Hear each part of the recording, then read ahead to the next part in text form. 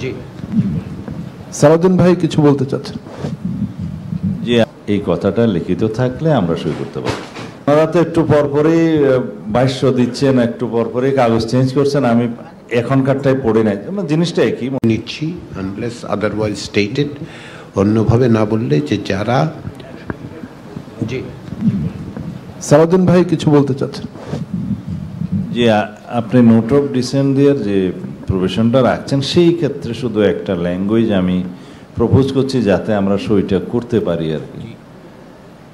সেটা নিচে স্টার দিয়ে অথবা যেভাবে দিয়ে যদি এই কথাটা একটু লেখেন আমাদের জন্য একটু কল্যাণকর হয়।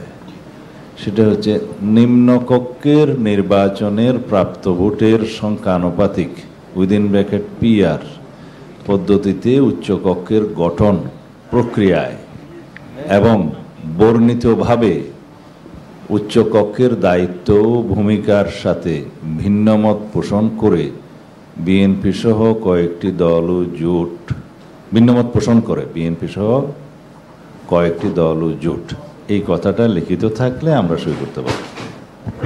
অবশ্যই উল্লেখিত থাকবে, কারণ অন্য ক্ষেত্রে আমরা তো নোট অফ ডিসেন্ট যারা দিচ্ছেন এটা এখানে কাগজের মধ্যে উল্লেখ থাকতে হবে। ঠিক আছে, কেউ হ্যাঁ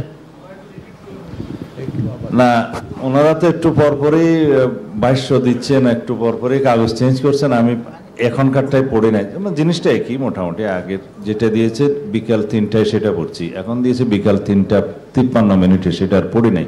পড়া যাই হোক, ওহার মধ্যে যাহাই থাকুক, বলা হচ্ছে নিচে একটা স্টার অথবা নোট দিয়ে, নোট অফ ডিসেন্ট এইভাবে দিয়ে নিম্নকক্ষের নির্বাচনে প্রাপ্ত ভোটের সংখ্যানুপাতিক উইদিন ব্র্যাকেট পিআর পদ্ধতিতে উচ্চকক্ষের গঠন প্রক্রিয়ায় এবং বর্ণিতভাবে উচ্চকক্ষের দায়িত্ব ও ভূমিকার সাথে ভিন্নমত পোষণ করে বিএনপি সহ কয়েকটি দল ও জোট, এই কথাটা লিখিত থাকলে আমরা সই করতে পারবো।